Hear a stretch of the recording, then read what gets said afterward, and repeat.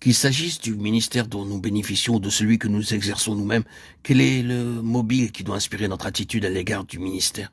À quoi faut-il viser? La réponse ne fait pas de doute. Ce que nous devons avoir en vue, c'est l'objectif que Dieu lui-même a en vue. Et tout doit être subordonné ou sacrifié à cet objectif-là. Or, l'objectif de Dieu, c'est notre conformité à son Fils. Jusqu'à quel point le ministère auquel nous nous intéressons est-il calculé avec tout ce qui s'y rattache pour atteindre ce résultat? Voilà la pierre de touche. S'il nous importe vraiment de connaître la pensée de Dieu, c'est ce critère-là qui détermine la valeur de tous les autres facteurs. Méthode, éléments extérieurs, forme du culte, présence personnelle. Tout doit passer l'examen des vrais mobiles et sortir victorieusement de cette épreuve. Le Saint-Esprit seul peut amener à Christ et conformer à Christ. C'est pour cela qu'un ministère n'a de valeur que s'il s'exerce par le Saint-Esprit. Et ce principe ne s'applique pas à notre ministère personnel seulement. Il doit nous influencer dans ce que nous acceptons en fait de ministère et inspirer notre choix quand nous voulons nous-mêmes entendre la parole de Dieu. Sommes-nous vraiment édifiés dans notre foi en Christ? Ce que nous recevons tend-il vraiment à le faire grandir en nous? Est-ce bien Christ qui se trouve imparti par le Saint-Esprit à notre être intérieur? S'il n'en est pas ainsi, nous perdons notre temps et, pour intéressante et documentée que soit la prédication, il lui manque le principal. L'œuvre de Dieu ne se fait pas et son but est manqué.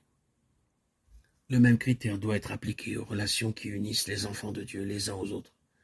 Il est si facile, quand on se rend compte, de tomber dans le piège des conversations quelconques, de parler de la pluie et du beau temps, des actualités, de se laisser aller à ce ton léger et badin qui n'est qu'une dissipation au point de vue spirituel. Puis, quand le temps a passé, on réalise que le cœur crie famine et qu'on a négligé le seul pain qui eût pu le nourrir, à savoir Christ. Les relations entre enfants de Dieu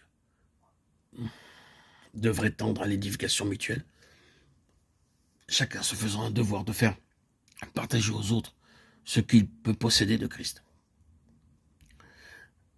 Hébron est le lieu où le peuple éleva David à la royauté et festoya pendant plusieurs jours dans une joyeuse intimité. La communion fraternelle devrait toujours être marquée par la joie de se trouver ensemble autour d'un Seigneur que Dieu a, comme autrefois David, élevé au trône suprême et couronné de gloire. Et ces rencontres devraient toujours avoir comme résultat un accroissement de sa vie en nous. Nous voyons ainsi que tout dans la vie du croyant est en rapport d'une sorte ou d'une autre avec Christ dans la gloire.